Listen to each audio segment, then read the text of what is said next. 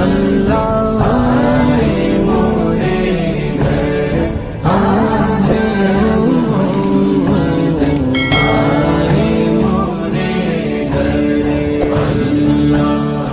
تو آج انشاءاللہ تعالی سورہ کہف بیان کریں گے۔ سورہ کہف کے بارے میں حدیث پاک میں آتا ہے کہ ایک صحابی رسول نے اس سورت کی تلاوت کرنی شروع کی رات کے وقت،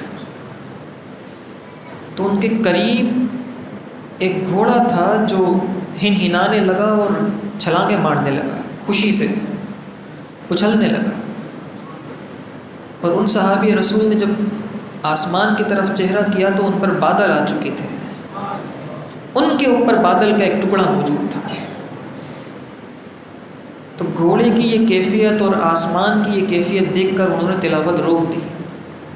صبح ہوئی، نبی پاک صلی اللہ علیہ وسلم کی بارگاہ میں حاضر ہوئے اور حضور جان کائنات صلی اللہ علیہ وسلم سے عرض کی، یا رسول اللہ، رات کو سورہ کہف پڑھی تھی اور ایسا ایسا دیکھا ہے۔ تو نبی پاک صلی اللہ علیہ وسلم نے ارشاد فرمایا، تم تلاوت جاری رکھتے، یہ تو اللہ کی طرف سے سکینہ نازل ہو رہا تھا، یہ تو اللہ کی طرف سے سکون اتر رہا تھا، جس کی وجہ سے یہ سارے معاملات، تم تلاوت جاری رکھتے۔ اور ایک اور حدیث میں نبی پاک صلی اللہ علیہ وسلم نے ارشاد فرمایا، جو شخص سورہ کہف کی 10 آیات حفظ کر لے، سورہ کہف کی 10 آیتیں حفظ کر لے، اللہ تعالیٰ اسے دجال کے فتنے سے محفوظ فرما دے گا۔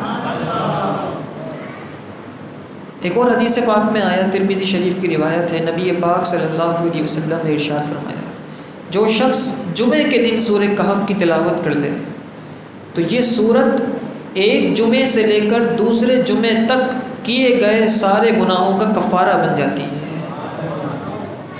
بڑی فضیلت والی یہ سورت ہے، اور اس سورت کا نام کہف رکھا گیا ہے۔ کہف کہتے ہیں غار کو، اور اس سورت کے اندر اللہ تعالیٰ نے غار کا ذکر فرمایا ہے، غار والوں کا ذکر فرمایا ہے۔ وہ غار والے کون تھے؟ ایک شہر تھا، اس کا نام تھا افسوس۔ اس شہر کے کچھ رہنے والے اللہ والے تھے، اور اس شہر پہ ایک بادشاہ حکمرانی کرتا تھا جس کا نام تھا دقیانوس۔ وہ بادشاہ، اس نے پورے ملک میں حکم دے دیا کہ بت پرستی عام کی جائے، اور جو بت پرستی نہ کرے، جو اللہ کی وحدانیت پر ایمان لائے، اسے قتل کر دیا جائے، مار دیا جائے، اسے زد و کوب کیا جائے، اسے نشانہ بنایا جائے۔ تو اس زمانے میں شہر افسوس کے کچھ لوگ ایسے تھے جو بڑے نیک تھے، اللہ والے تھے۔ یہ اپنے شہر سے نکلے، یہ نہیں چاہتے تھے کہ اس گناہ کے اندر مبتلا ہوں، شرک کے اندر، اور نکلنے کے بعد ایک پہاڑ پر پہنچے اور ایک غار کے اندر جا کے آرام فرما ہو گئے۔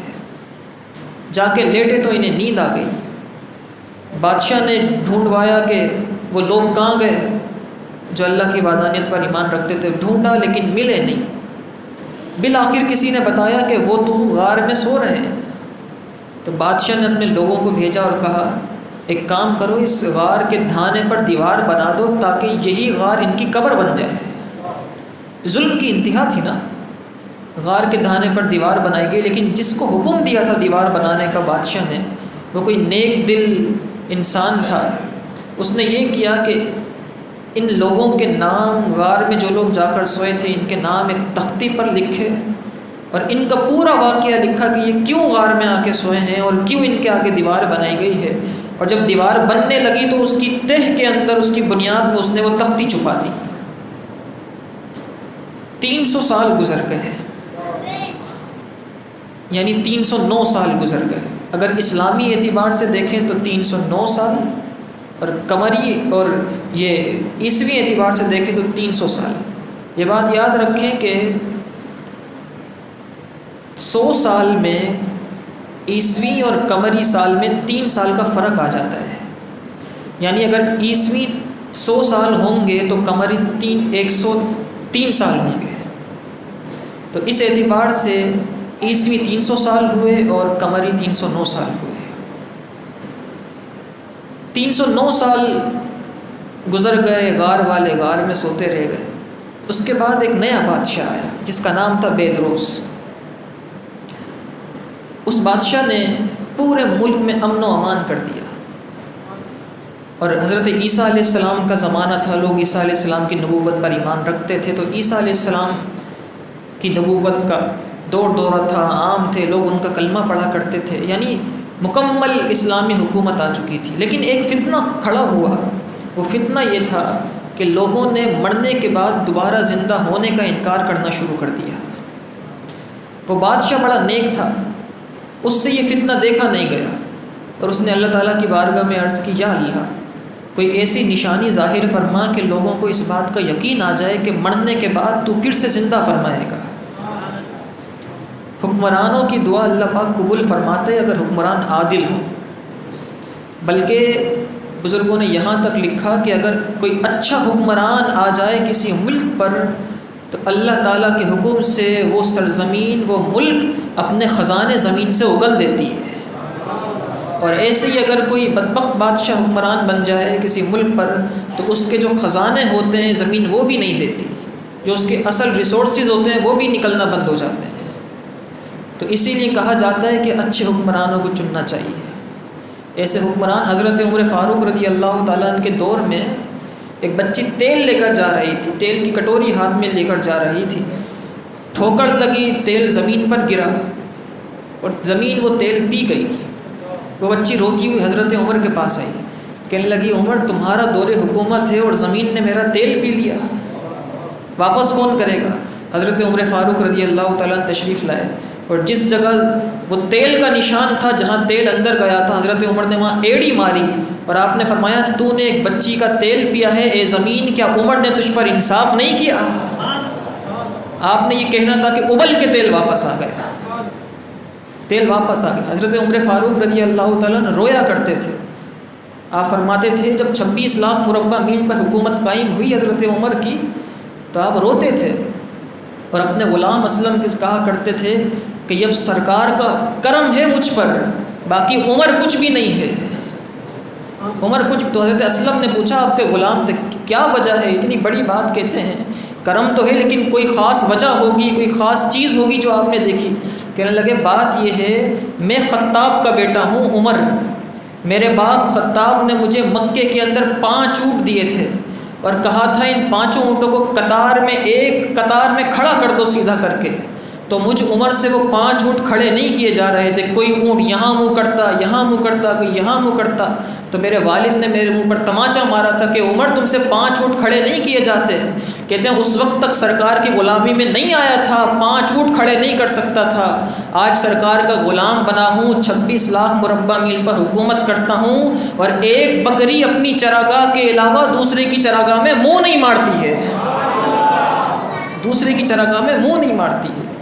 اتنا عدل و انصاف تو حکمرانوں کو دیکھ کے چننا چاہیے۔ یہ بے درست حکمران تھا، اس نے دعا کی اے اللہ کوئی نشانی ظاہر فرما کہ لوگوں کو یقین آ جائے کہ مرنے کے بعد تو زندہ فرمائے گا۔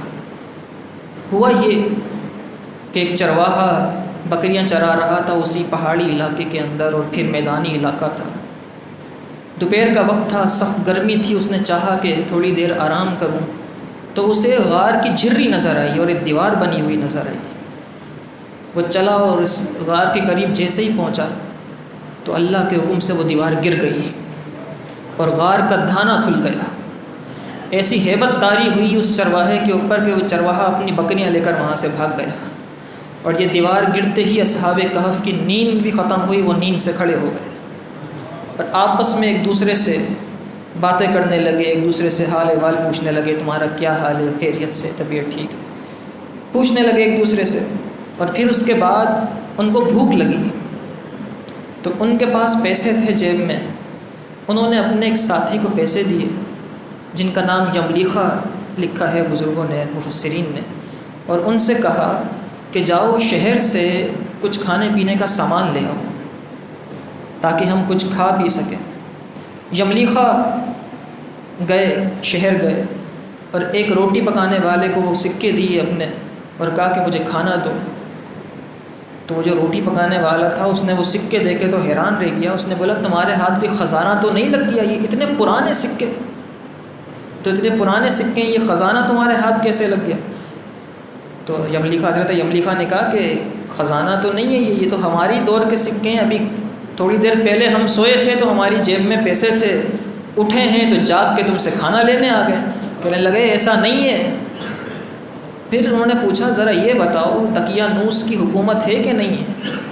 تو اس روٹی پکانے والے کو اور بھی تجسس ہوا کہ یہ بندہ ہے کون؟ اس نے کہا دقیانوس تو 300 سال پہلے مر گیا ہے، اب تو حضرت عیسیٰ علیہ السلام کا دور ہے۔ حضرت یملیخا نے جب ادھر ادھر دیکھا تو بت پرستی بالکل نہیں تھی، لوگ عیسیٰ علیہ السلام کا کلمہ پڑھ رہے تھے۔ بہرحال اس نان بھائی کو، اس روٹی پکانے والے کو بڑا شک ہوا اور اس نے حکام کو خبر کر دی۔ اس نے کہا کہ ایک بندہ آیا ہے، اس کے پاس لگتا ہے ایسا ہے کہ خزانہ ہے، اس کو خزانہ ہاتھ لگا ہے، پرانے دور کی باتیں کرتا ہے۔ بادشاہ کو خبر پہنچی، بادشاہ نے اپنے لوگ بھیجے، یہ بھی اس وقت تک غار آ چکے تھے، پیچھے سے لشکر آ گیا اور انہوں نے آ کے اصحاب کہف کو دیکھا، ان سے بات چیت ہوئی، ان سے کہا کہ یہ کیا معاملہ ہے؟ انہوں نے کہا ہم تھوڑی دیر پہلے تو سوئے تھے اور ابھی جاگے ہیں۔ اچھا یہ بات یاد رہے، جس حالت میں سوئے تھے اصحاب کہف، جو ان کی عمریں تھیں جب جاگے تھے تو اسی عمر میں تھے۔ اگر بال کالے تھے تو کالے ہی تھے، اگر کپڑے تھے تو کپڑے بھی میلے نہیں ہوئے تھے۔ 300 سال 309 سال تک سونے کے بعد بھی کوئی اس کے اندر، قرآن پاک نے ارشاد فرمایا وَلَبِثُوا فِي كَهْفِهِمْ 300 سِنِينَ۔ قرآن مجید فرقان حمید کی آیات کے بیان کرنے کا اسلوب بھی ایسا ہوتا ہے کہ جس سے کئی چیزیں کھل کے آ جاتی ہیں۔ قرآن پاک نے یہ نہیں فرمایا کہ ہم نے انہیں 300 سال تک غار میں ٹھہرا کے رکھا۔ قرآن پاک نے ارشاد فرمایا اور وہ اپنے غار میں 300 سال تک ٹھہرے رہے، وَازْدَادُوا 9 اور 9 سال اور بڑھ گئے۔ اشارہ اس طرف ہے کہ الگ الگ قرآن بیان فرما رہا ہے کہ عیسوی اعتبار سے دیکھو گے تو 300 سال بنیں گے اور قمری اعتبار سے دیکھو گے تو 9 سال اور بڑھ جائیں گے۔ وَلَبِثُوا فِي كَهْفِهِمْ 300 سِنِينَ، وہ اپنے غار میں 300 سال تک ٹھہرے رہے، وَازْدَادُوا 9 اور 9 سال اور بڑھ گئے۔ یعنی دونوں قمری اور عیسوی سالوں دونوں کی طرف اشارہ فرما دیا۔ پھر حکام نے جا کر یہ بات بادشاہ کو بتا دی کہ وہ لوگ ہیں جو کہہ رہے ہیں ہم تھوڑی دیر پہلے سوئے تھے، اور سکے تو ان کے پاس اس دور کے ہیں، باتیں اس دور کی کرتے ہیں۔ بادشاہ اپنی فوج لے کر اس غار کے پاس آ گیا اور ان سے آ کے بادشاہ نے کہا ذرا یہ بتاؤ بات کیا ہے۔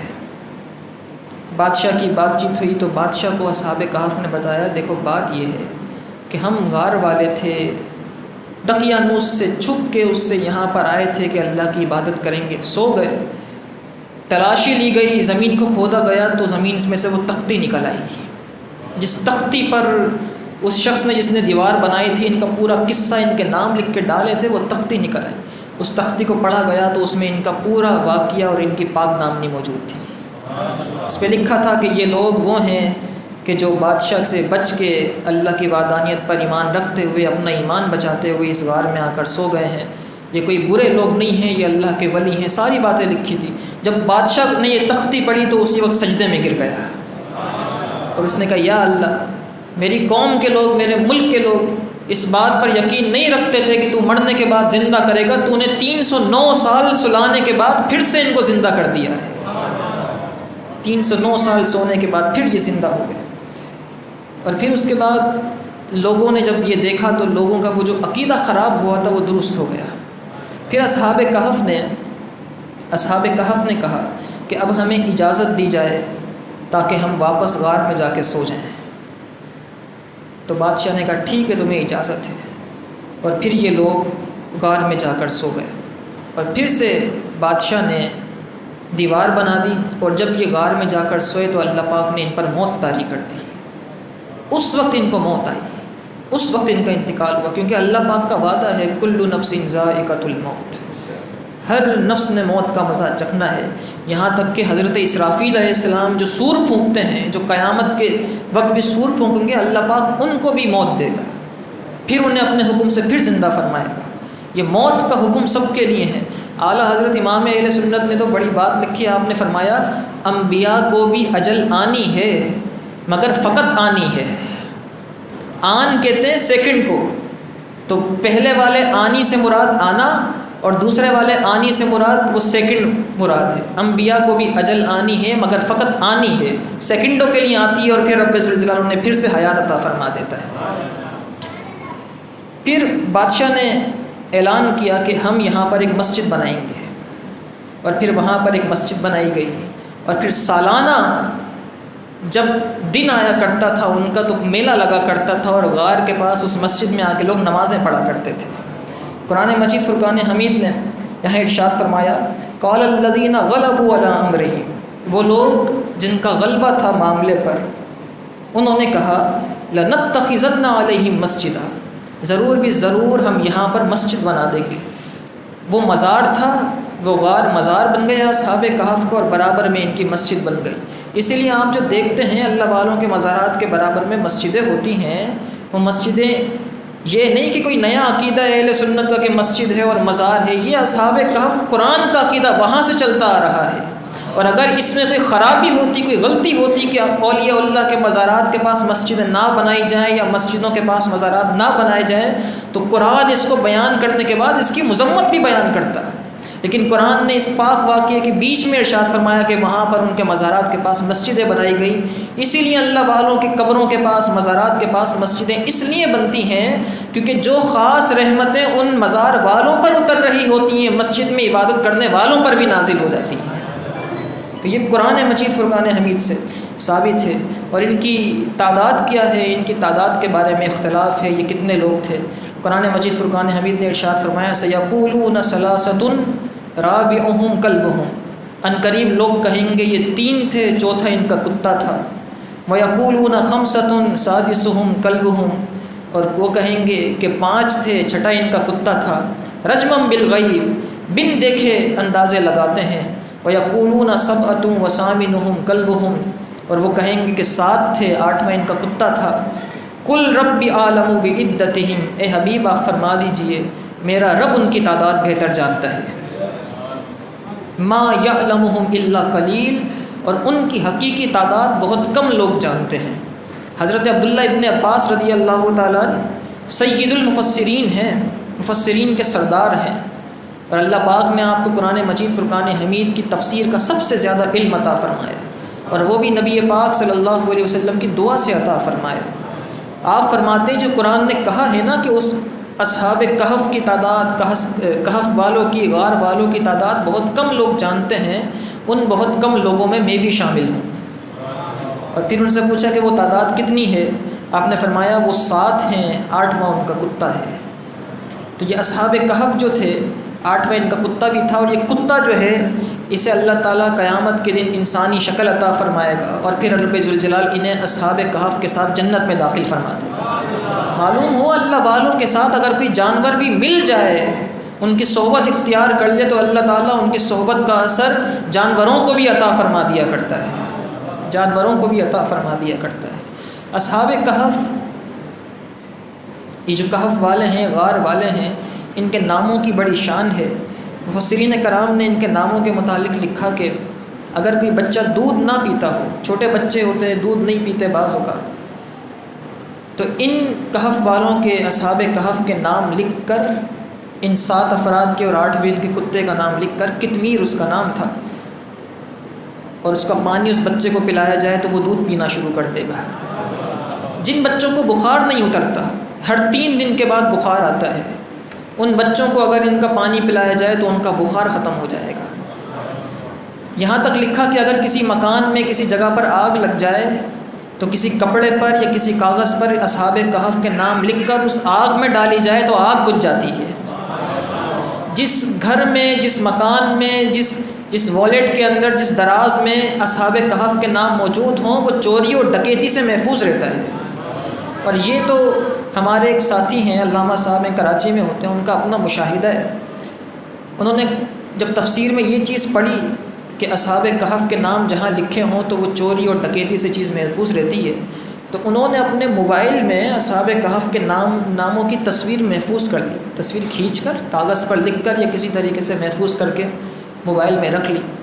اب آپ کو معلوم ہے کراچی میں حالات کچھ ایسے ہی رہتے ہیں، تو کہنے لگے میں ایک دن بس میں سفر کر رہا تھا اور اچانک سے بس کو روک لیا گیا، اور انہوں نے کہا کہ دروازے بند کرو بس کے، نکالو جو کچھ ہے۔ کہنے لگے سب کی تلاشیاں ہوئیں، سب کے پیسے، موبائل سب نکل کے جانے لگے۔ کہنے لگے میرے پاس جیب میں موبائل تھا لیکن مجھے یقین تھا اصحاب کہف کے نام محفوظ ہے، موبائل نہیں نکلے گا میرا، کیونکہ پوری بس کو کھنگال لیا اس بندے نے، پوری بس خالی کر لی، میرے پاس آیا تو مجھ کو کچھ پوچھے بغیر آگے چلا گیا۔